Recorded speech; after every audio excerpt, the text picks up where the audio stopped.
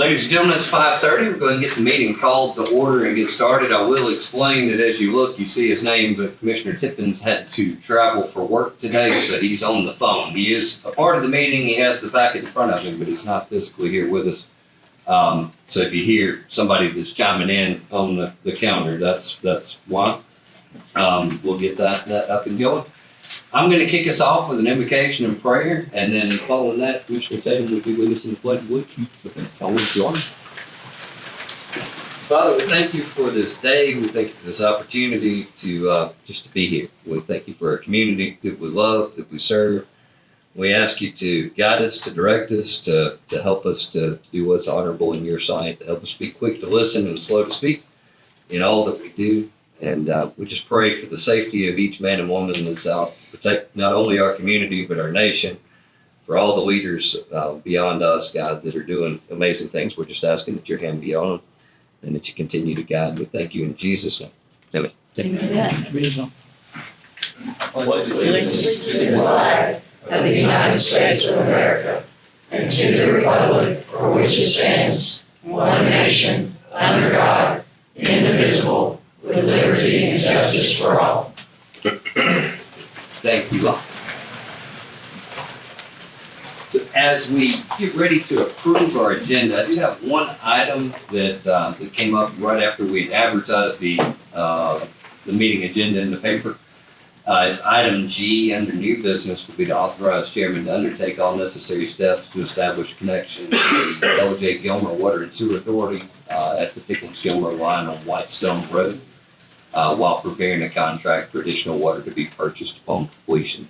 I'll explain it further when we get into that item, but you need to have that so that we can have that consideration on the agenda. Not aware of any other additional items to be added. With none, do I have a motion to approve the agenda as amended? Motion to approve. Motion and a second. Any discussion? All in favor? Aye. Aye. Motion carries. We'll go through the agenda as it's presented. Next item on our agenda is the employee recognitions. I know we have one with us, and then we have another department that wants to participate. We did have one employee that is celebrating his 10-year award anniversary. He's an extremely hard worker, but is not a big fan of being in public gatherings, so he prefers to receive his recognition from his staff at work. But I would like to recognize David Darby. He has been with our Public Works Department now for 10 years, and so Mr. Darby will receive his certificate from Mr. Anderson in a more private setting. So we do want to make sure that we do recognize him.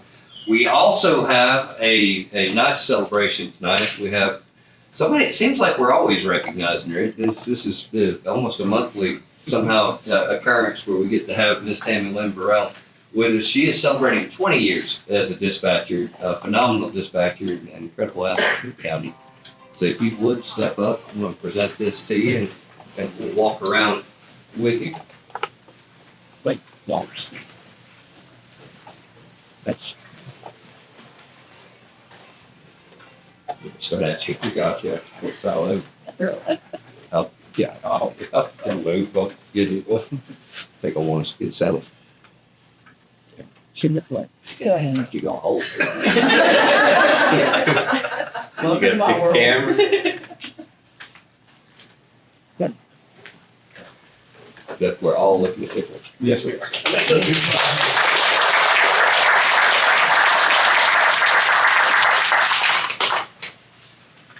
Die-hard Alabama fan, and somehow I resisted the urge to say "Go Dogs" during that entire celebration. So we will hold that against you. And then I know Ms. Easterwood actually wanted to recognize another employee in the Department of Wealth, so I'm going to turn the floor over to you. Thank you to the Board of Commissioners for allowing us this opportunity to present our Employee of the Quarter. This employee receives the highest percentage of calls for amongst their shifts for both day shift and night shift. Tonight we're doing first quarter and second quarter, but I was tied up with other stuff the first quarter. So, and it happens to be the same person, which was also, I believe, the third quarter last year. Christopher Scott.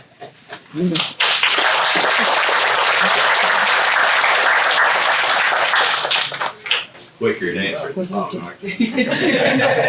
long shot. He's. I think. Thank you. Thank you. Congratulations.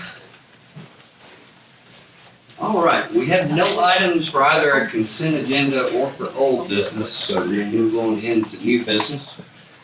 New business, item 1 is a consideration and approval of a commercial rescue pumper truck. This was discussed during our work session at our last meeting. This will be a current SPLOST project, but is a commercial rescue pumper from Firewine Incorporated. The total cost is $439,621 to replace the pumper truck at Station 12. Yeah, Station 12, which is over on Carlin Road. So I know we had a discussion during the work session. I'm going to open it up for a motion, and then we'll have an opportunity for discussion if there's more needed at that point. So do I have a motion for the approval of the purchase of the fire truck out of the SPLOST account? So moved. Second motion. All right, so I have a move and a second. Any discussion or questions that you guys have? No, good. With none, all in favor? Aye.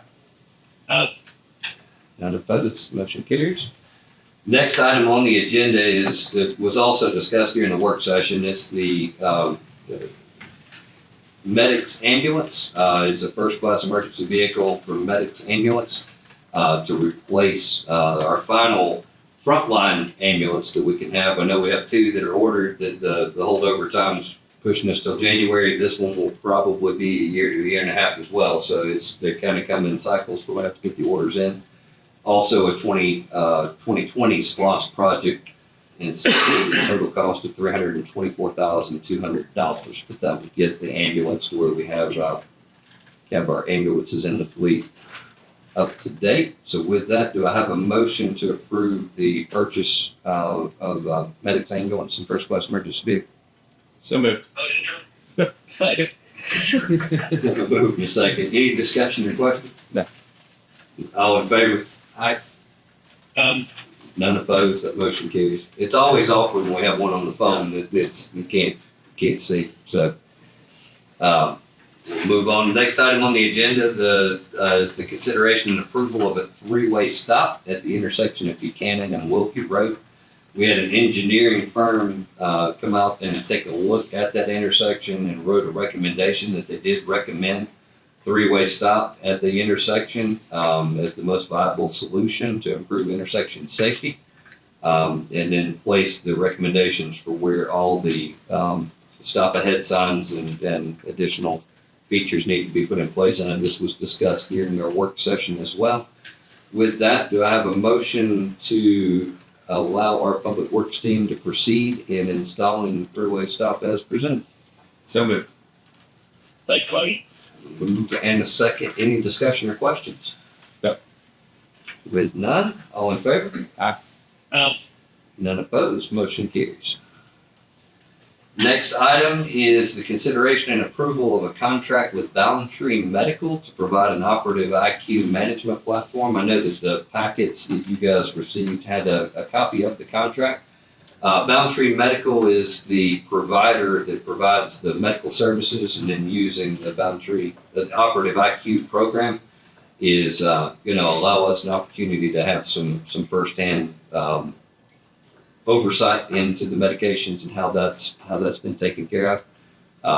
And I know that the contract was reviewed. We've had it reviewed in-house as well. Hopefully you've had a chance to read over that. If you have, do I have the approval? I guess on the pricing side of that contract, it's a 3-year contract, which is the reason it comes before the board. It doesn't really reach the threshold on the dollar amount portion, but because the 3-year total would show an $11,000 expense on the first year, $8,000 second year, $8,000 third year. So the total is just under $27,500 on the total cost for the contract, split out over a 3-year period for exactly 2 ambulances.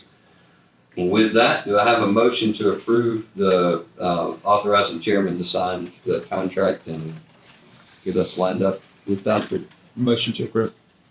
Second motion. With motion and a second, any discussion or questions? Can you say something there, Commissioner? We're purchasing our supplies from Boundtree. the cost to us is only about $600. They're paying, they're rebating us with that $28,000. It reduces down to about $600 the actual cost of the county based on, Final quantities we buy from you. Yeah, Thank you, sir. this one is, can you take that in there? That's good interjection. Any other discussion or question? I've got it. All right, with none, all in favor? Not opposed, that motion carries. We'll get that up and running. I know the chief was, he got it to us right, I think the day out of our last meeting, and, I already had the agenda, and we had a pretty packed agenda that night, and I told him we'd have to wait till this time, so I think he's been eager with waiting to get this one up and running. And I held him off just a little bit. Next item under new business is the consideration and approval of budget amendments. I know I have Miranda here, but I also have them in front of me. Do you want me to just go through each amendment and look at you to do those facts?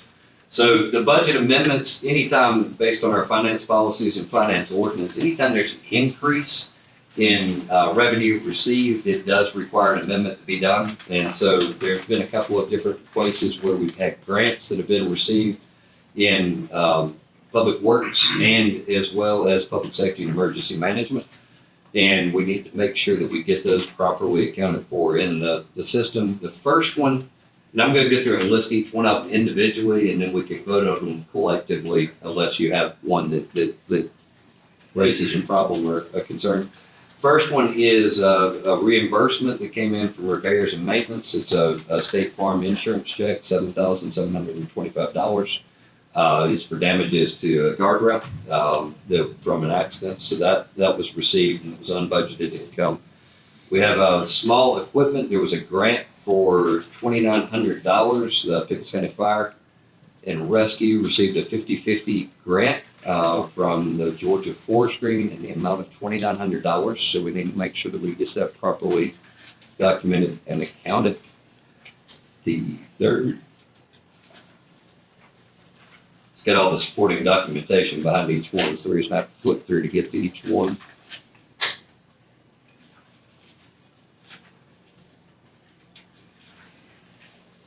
Smart chairman would have put the little post-it notes on these pages before he walked in here.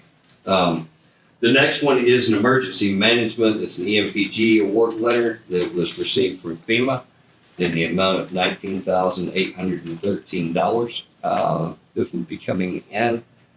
You can see where that would go into their budget.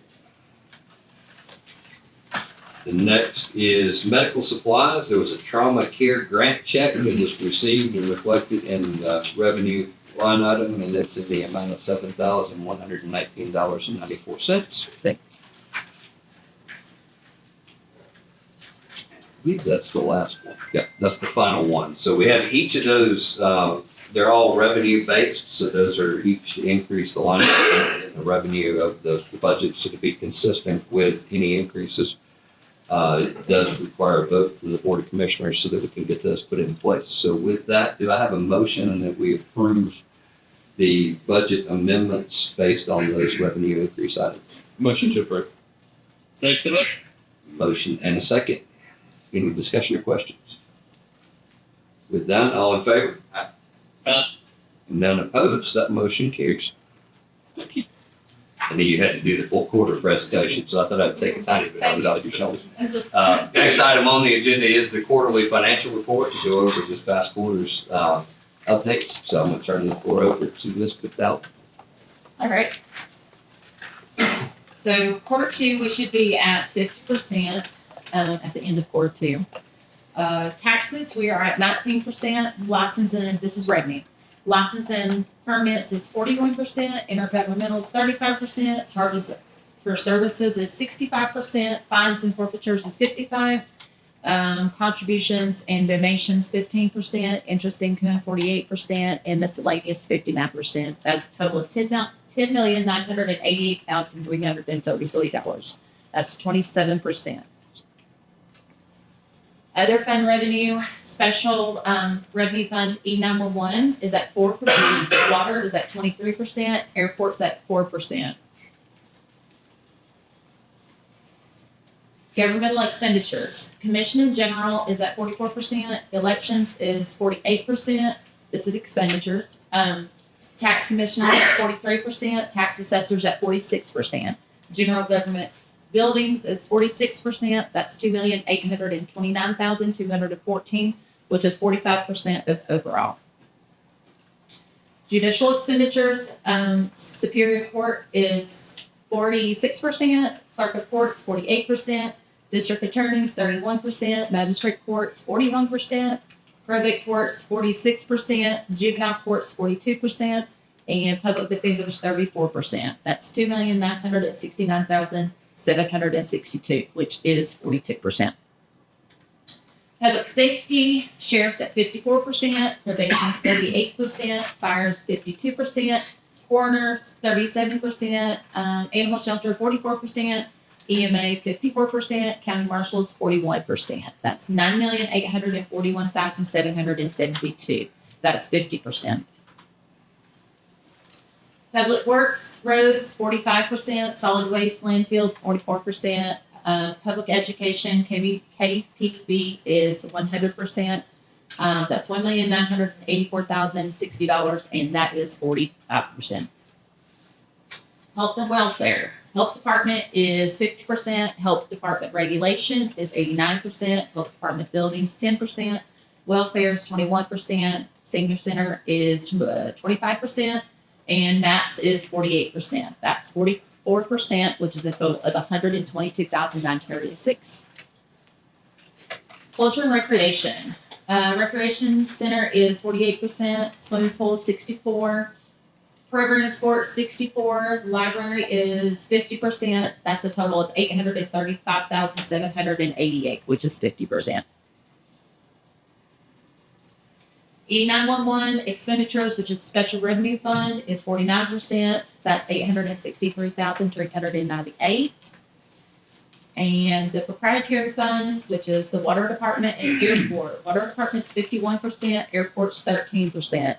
Total enterprise is 2,589,221, which is 29%. That's it. Any questions?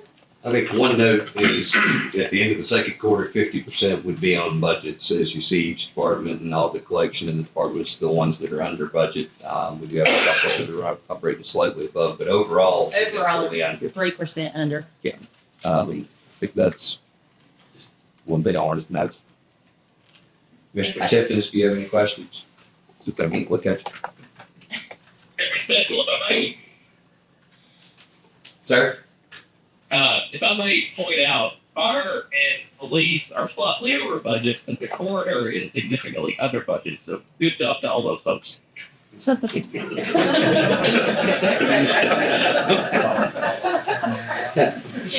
If you need outlook, but yes, thank you.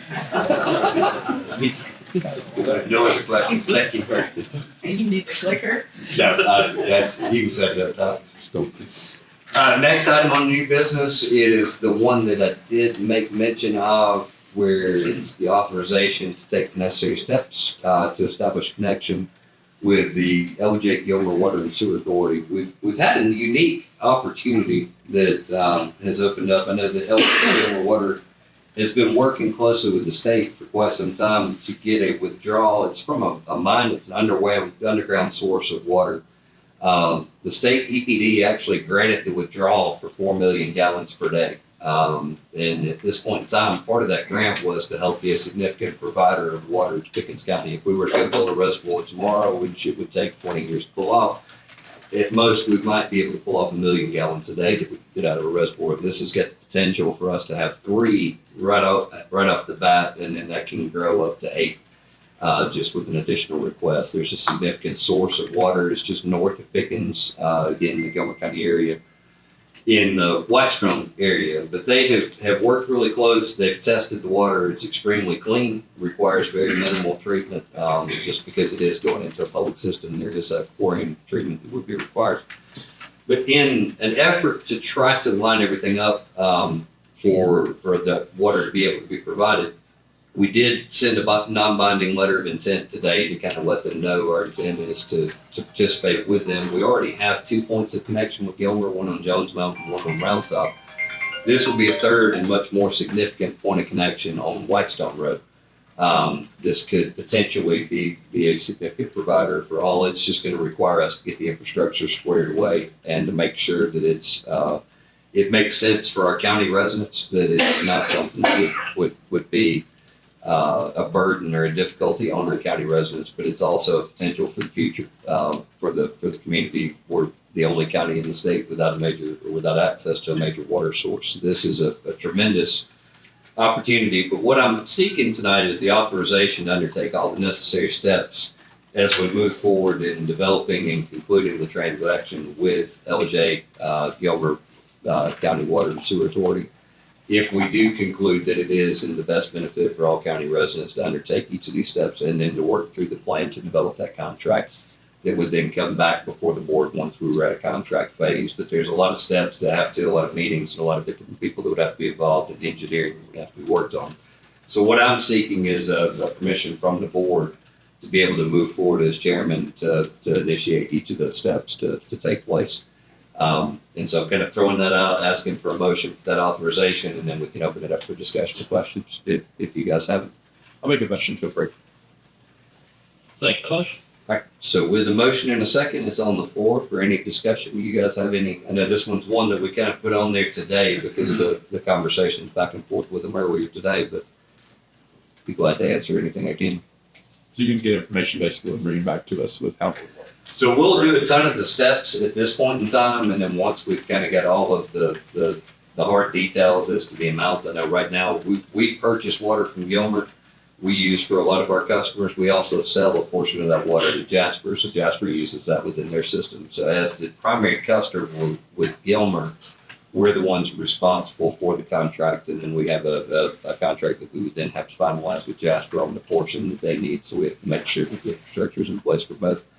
And that's where a lot of those fine-tuning details. It may be months before we actually get to a contract phase. It may be sooner. We'll work through it as fast, but then I'll keep the board up to date on each step as we go. Correct. Anything Go get it. on your? Go get it. With no other discussion or questions, all in favor? Aye.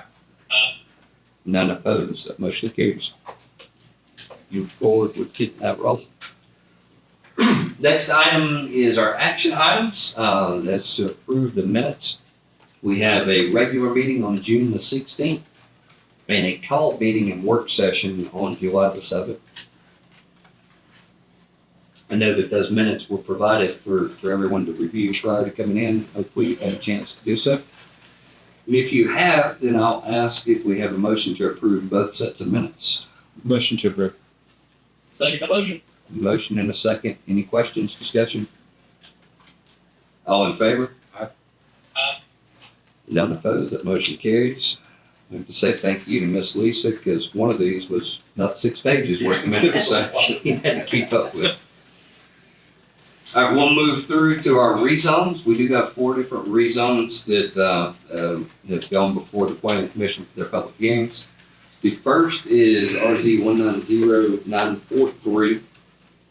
Miss Joyce Jones on behalf of Emirates Marble Incorporated. It's located on Highway 53 West. They're requesting to move a 0.72 acre piece of a 39.46 acre tract from ag to rural residential. There was a public hearing that was held on some date. Public hearing was held on June the 9th regarding the application. The intended purpose of the rezone request, if approved, was to add that 0.72 acres to an existing rural residential lot owned by Ms. Jones. Went before the Planning Commission where they voted 6 yes, 0 no to recommend approval of the rezone. They did have one condition, and that one condition was to make sure that it is combined, that 0.72 acre tract must be combined with parcel 050B007 to make it the complete parcel. With that, do I have a motion that we follow the Planning Commission's recommendation for approval? So moved. Second motion. I have a move and a second. Any discussion or questions? With none, all in favor? Aye. Aye. Motion carries. Next rezone that we have is RZ 190944 from Matthew and Diane Kinzer. Highway 53 West. It's a request to move a 14.15 parcel from ag to estate residential. The intended purpose, if approved with the rezone, is to create 2 estate residential lots. The public hearing was conducted on June the 9th, where the planning commission voted 6 yes, 0 no to recommend approval of the request. With that, do I have a motion to follow the recommendation from the planning commission? Motion to approve. Second motion. I have a motion and a second. Any discussion or questions? If not, all in favor? None opposed. Motion carries.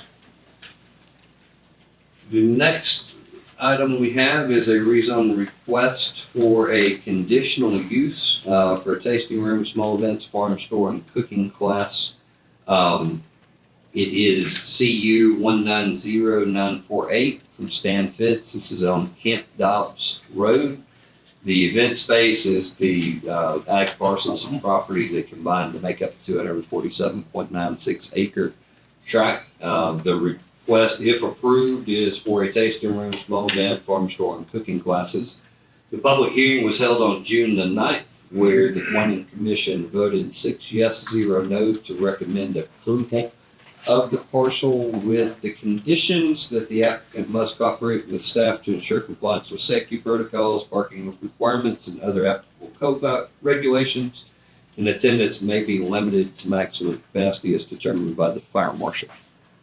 So that is the conditional use with the additional conditions. And I would like to open it up to see if one has a motion that we follow the planning commission's recommendation for approval. Motion to approve. Second motion. I have a motion and a second. Any discussion? All in favor? Aye. Aye. None opposed. The motion carries. And the final rezone that we do have for the evening is CU 190949. It's an applicant, Mr. Richard Paulson, 131 Ruckus Road, event space conditional use. The event space conditional use is for an intended purpose of, if approved, to extend the time of the amplified sound associated with events. Public hearing was held on June the 9th, where the planning commission voted 6 yes, 0 no, including the conditions that they provided over from the planning commission was the venue will accommodate family reunions, birthday parties, similar events, excluding weddings. In addition to permitting requirements to the zoning building code, fire marshal will work closely with the owner to ensure that it is consistent with access and safety requirements. Work with planning and development to ensure parking of vehicles will not exceed capacity threshold, and amplified sound associated with events will cease at 10 p.m. Do I have a recommendation to follow the planning commission's recommendation for approval? Motion to approve. Motion Second motion. and a second. Any discussion or questions? All in favor? Aye. Aye. None opposed. That motion carries.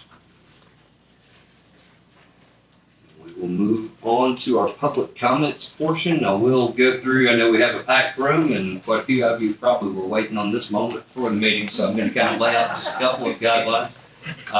We do have a 3-minute time limit to each comment, otherwise we could be here till midnight, so we'll go through whenever someone gets up and would like to speak. If you do have comments that you'd like to make, then we will start a timer. We're not trying to be rude, but it's just to keep us to where we can run an orderly meeting. We will listen to the comments. We're going to, at the end of the comments, I'll open it up for any board members that want to make comments back, or myself as well, so we'll reply. We're not going to kind of have a back and forth constant Q&A exchange. And then if there's questions from others that are in the room, we'll try to make sure they have an opportunity to follow that. So we want to make sure that we do it in an orderly fashion. We're not trying to overdo it with rules, but we could be here till midnight if we're not careful at the same time. So if you have a comment, if you'll raise your hand, I'll call you on you, and if you'll just make sure to state your name so that it can be documented for the record. Y'all can make me look funny if I gave all of that out. Yes, sir. Yes. Matt one. My comment specifically was about the new tax bills that have been coming out for property taxes, valuations for personal property.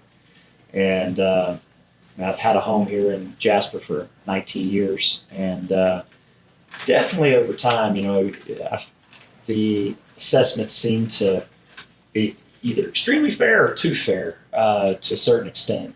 But this one I just got this past week, my property taxes look like, based off the millage rate, is going to be 91% higher than last year. So I just figured wanted to bring that up because I'm sure some other folks, either in this room or across the county, are definitely going to be filling your ear full of being like, what's going on? So I just wanted to make that comment and see if y'all have been hearing that, and because I understand y'all need to collect property taxes, obviously, but 91% increases after all the different things we've already been hit with since COVID, with all the different cost inflation pressures and shrinkflation and everything else. This was just kind of a whoa moment. I didn't catch your last name. Warren. Warren? Okay, sorry. I caught the first, but it's last. Ms. Warren, thank you for your comments. Like I said, at the end, we'll kind of compile and hopefully have a chance to, Sure. to respond. Thank you. Thank you. Like any other comments? Yes, sir. Greg Hartman, and I go along with just everything he said. The property taxes in this county is just getting crazy. Mine went up over $50,000 this year. There's no reason for it. I live on a dirt road. I have no county amenities. We have no water, no sewage. Why does it keep going up? Every year it goes up. And we got all these people moving in on every corner, crowding our city here and our county. Our roads are terrible. I don't understand why they keep going up. Yes, sir. Any other?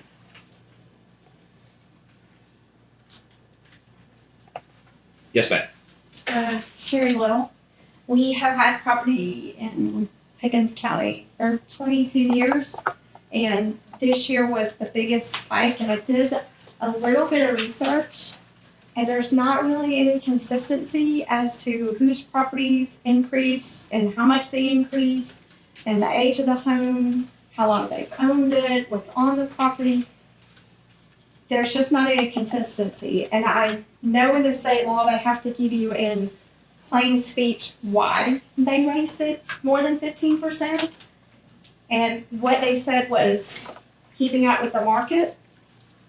However, when I did my research and I looked at properties around ours and then just picking properties in random in Pickens County, it's not consistent.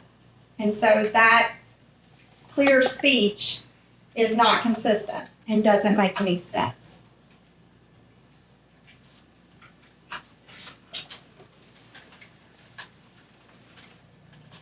I'm listening and I'm trying to write because I know when I said we're going to respond at the end, I need to make sure I can respond to each one. So I'm trying to be good. I looked down. I apologize. Any other comment? Yes, sir. My name's Brian Owen. We live in Jordan Crossing, and I about to add my comments that the taxes went up nearly 91%. And they valued my home way above what even the real estate person says the home will bring. I think it should be at least put back to what the insurance company has valued the home at. Not, it's just way too much. And I'd like to see it at least put back to that because it just went up. It's outside.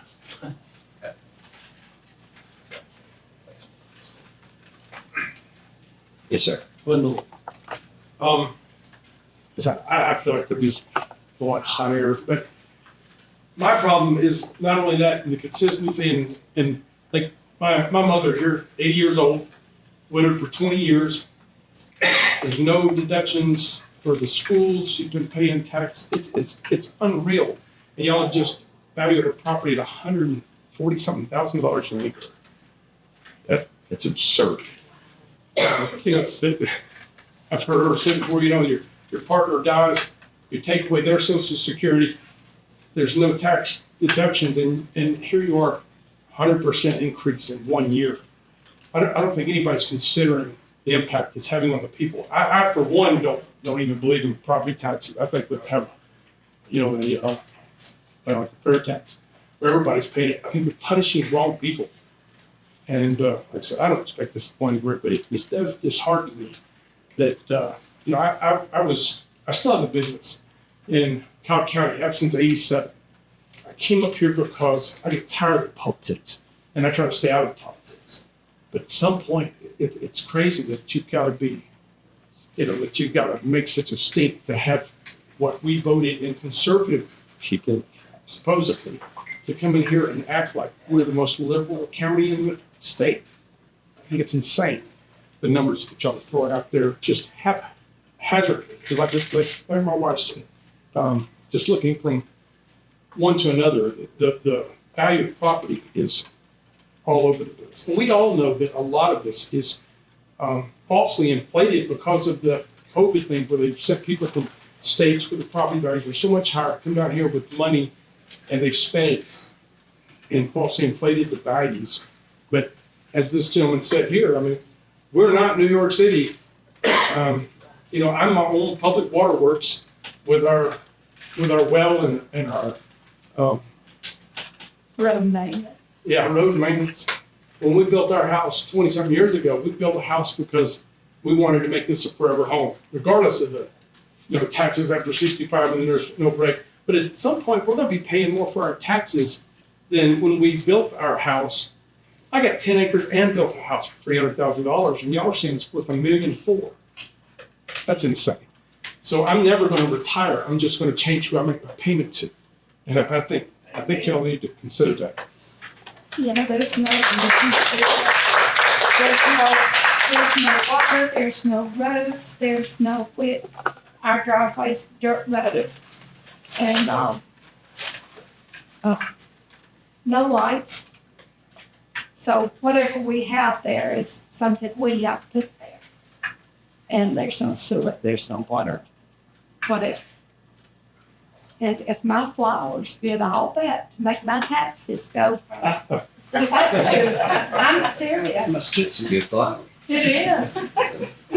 The tax commissioner told me that yesterday, and I told him, I said, he said, now don't commit suicide on me. I said, I'm not going anywhere.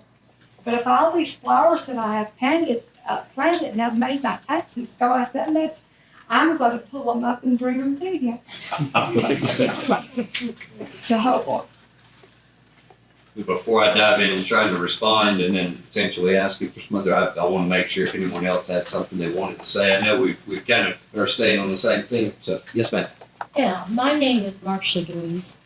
My husband and I moved here and moved into our home, which we had built in 2016. Unfortunately, he passed away. Well, it'll be 4 years this September. My income was cut in half. Now, my taxes went up last year, and they went up a hefty sum. I have 4 acres. What I paid for my acreage was almost sinful. I realize and recognize that. But at this point in time, they went up over $1,500 last year, and this year they have gone up again. And I don't know what changed between this year and the last year. I'm going to check. But at this point, with one income, I either have to go back to work at 74 or I have to sell my house. This is getting ridiculous. I mean, I'm disturbed and unhappy and quite surprised that there's no breaks for people that are 65 or older, and not to mention school taxes. From what I understand, we're still putting out for school taxes. If I had grandchildren, they'd already be old enough to have children at this point. It's sad. What am I going to do? I haven't had kids in school like 60-something or something like that. I didn't sit there. And I've never missed a payment on school taxes. And I think at some point now the school taxes need to go. We need to put more into education than we get tax billings. I think we get the education page. So I'm going to dive in, and if more have, then we'll go. But that way I can kind of get a couple of things that we could kind of show. I think first and foremost, thank y'all. One, your comments, you've been respectful, and this isn't intended to be anything other than that. I think first is trying to explain the who does what of local government. I think sometimes there's a little bit of confusion as to who's responsible for which portion. So if I sound too elementary, I'm not intending to, but if I also sound, if there's follow-up, then afterwards we're there. But Board of Commissioners appoints a Board of Assessors. So their 7-year terms, we appoint members to serve on the Board of Assessors. They're individual citizens willing to volunteer. They go through the training classes to learn about the state law. The Board of Assessors then hires the chief tax appraiser and the appraisal staff, and they keep that completely separate from the control of the Board of Commissioners. We have no responsibility, no direct day-to-day, other than we're in the same building. So I think there's a lot of opportunities where people think that the chief appraiser works for the Board of Commissioners, when in reality they work for the Board of Assessors.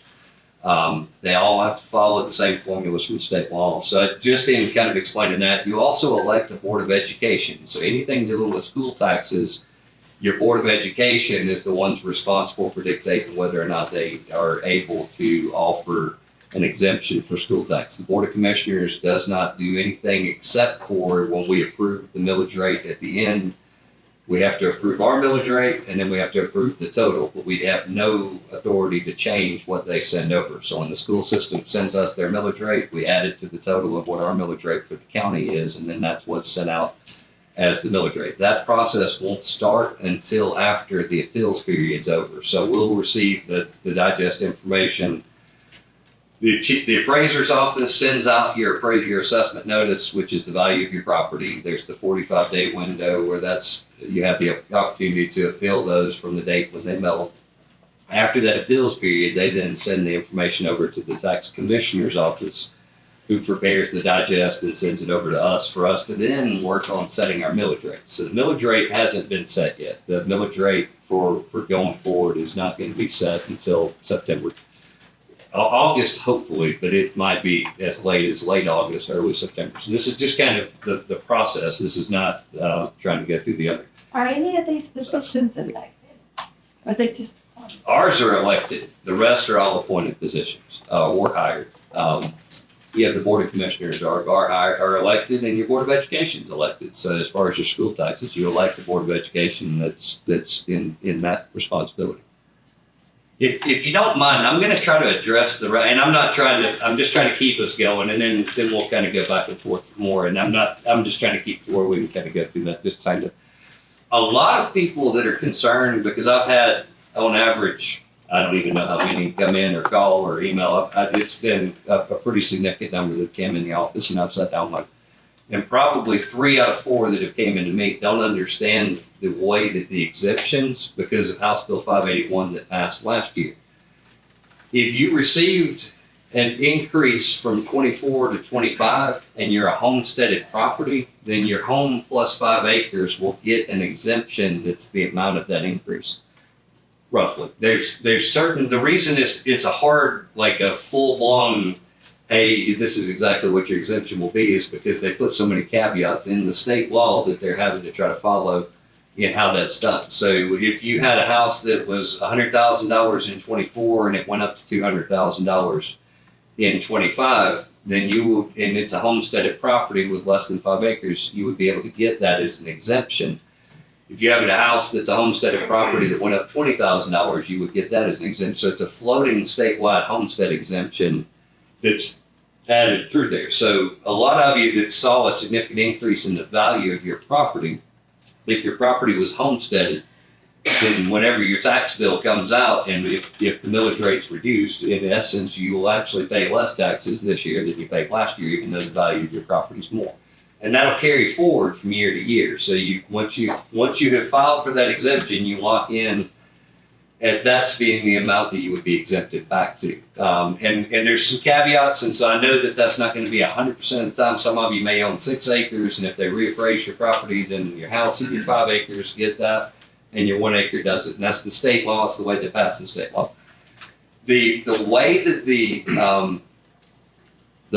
Board of Assessors is evaluated, they're audited annually by the state. And the state comes up and audits them based on the sales ratios. And they take a look, and if they're within 2% below, 2% above, if they're in this little 4% window of how close they were to the accurate value of your homes based on sales, because that's the way state law has set it. They've not set it on anything other than sales.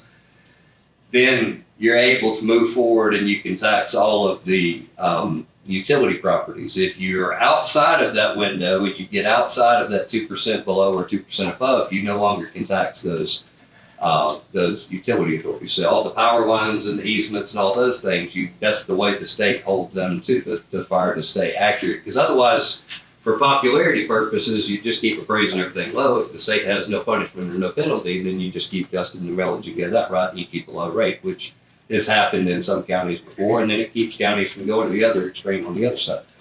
To the gentleman who said that he believes that a fair tax is the best, I 100% agree with you. I wish state law would change tomorrow and it would all be based on consumer tax. And if you want to live tax free, then you live off your land and you hunt and kill your food, and you can live tax free. Not a bad idea. It'd be a great idea, but it's a state law that counties don't have the ability to put things like that in place. The meeting we're having right now, I haven't talked to every county, but I've talked to pretty much at least all North Georgia counties. I've met with 15 just recently. I've talked to 100 conferences. This is happening in 159 counties in the state of Georgia right now. This is not a Pickens County. The uniqueness to the Pickens County is the senior exemptions that are on your school tax. There's probably 100 counties that still don't have that, but there's 59 that do. So, I mean, there's different numbers that have that, but that's a Board of Education. 2/3 of your tax bill will go to the school. Only 1/3 of it's paying for everything that the county provides. All the things that she mentioned in the quarterly report are 1/3 of that tax bill. 2/3 of it go to your school system. And we don't have a say in that. That's just not an item that goes to a Board of Commissioners. So, we're trying to make sure that we're providing the best services we can, and then when we set the millage rate, we're trying to set the millage rate as low. We're in the lowest 11% of the states of all counties in the state of Georgia for the county millage rate. The county M&O is not your total millage rate, but it is the county's portion, and that's the one that we have control. And we've rolled it back every year that this board's been in office, and I think for 5 years or 4 years prior. So 7 total that has been rolled back. So we've consistently tried to make sure that we're rolling back that rate every year to offset. And I know that the housing people are just buying stuff for way more than what we ever would have dreamed of. I had a house in my neighborhood the other day sold for more than double what I paid for mine 7 years ago. So I know where you're at. I think someone said the amount you had, mine went up $90,000 last year. So we're not only elected, but we're also property owners and live up here as well, and we experience the same type things. I do think that House Bill 581 is a tremendous amount. I will highly recommend, if you've not spoke with the assessor's office, to go sit down. They can run a calculation and they can tell you exactly what that will come up at if the millage rate were not to roll back. If the millage rate would have been the same as it was last year, they can tell you what that one would come back at, and if it rolls back, then it brings it down further.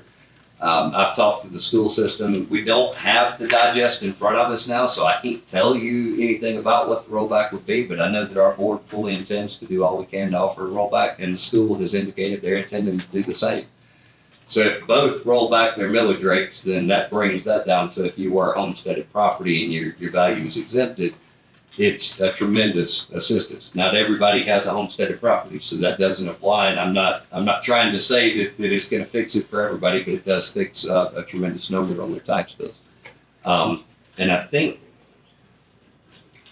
when it comes to locations and the formula and everything, I don't know historically how that. I know one of the other things in House Bill 581 was that there now is a state law requirement that you assess properties within a 3-year period. And I met with the I don't know what Stephanie's title was, assistant appraiser. Yeah. And they divided the county up into 3 quadrants. And then this year they hit the western quadrant. Next year is the middle quadrant. The year after will be the eastern. In addition to the areas that surrounded the sales. So if there was a house that sold on the eastern side and there was a neighborhood, they would assess that area. But their primary focus was to make sure they touched every parcel in that quadrant. There are some that got assessed because of other reasons last year, and then when they hit that full quadrant, they hit it this year as well. So there are some that received 2 back-to-back. There's some on the east side that hasn't got 2. So that's their formula now is to work within those quadrants. They did the entire west end, they've got the entire middle, and then they've got the entire east from having that conversation and meeting, just to try to provide that as a point of reference. That's in my response. I don't know if you were Commissioner Tippett. That's It's a very confusing situation, but I think try to do your best. That's the only one thing. really. I just think that was a great political answer, but the fact is, we moved here to get away from those political answers, and this whole 5 acres or less that appeases the multitudes, so get your vote back. But the fact is, this is not why we moved here, to move into a subdivision. And again, we don't have the amenities that you have in a subdivision. I'm not going to the pool every day. I don't even have a sewer or water. And again, this millage rate thing, I think all that's kind of a crock, because they raise the value of your property, and then they leverage the millage rate with the next vote, whether if you'll say okay or T-Splosh will adjust that too. And you send us chicks and the people who are praising our houses, and they send us to you about the millage rate. I think we need some people to represent us as a whole and the people who've been here for decades, instead of trying to turn it into another subdivision. It's okay to have a subdivision, and people just moved in, let them have their subdivisions.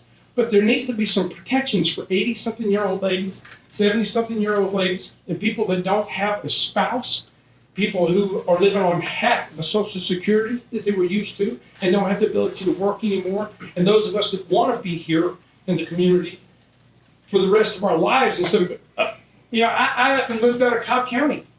And I can up and move out of Pickens, and I know y'all don't care because somebody else will come and fill it, and some New Yorker will come and buy my house and pay a stupid price for it. I want somewhere that I can live and be represented and not get taxed into oblivion. I understand what you're saying. Everything that you're saying about House Bill 581 is a state law. If we didn't come up with this, Cobb County's applied it, and every other county in the state of Georgia's applied it. We didn't pick 5 acres. We didn't pick anything to do with what Nobody they ever passed does in it, the but we state law. have to pay. So, That's what I'm asking. and Tell I us how understand, you but fix we this. have to stay with what state law says. So we can't go outside of state law. If that's what state law allows. I then thought we voted for Yeah. conservatives, and like I said, I just don't know what that means anymore. I apologize. So, do we have anything else before we close the meeting? Yes, Yes, ma'am. I agree with him. The older person here in this county is not thought of anymore. No more. They don't care about it. They don't care about us.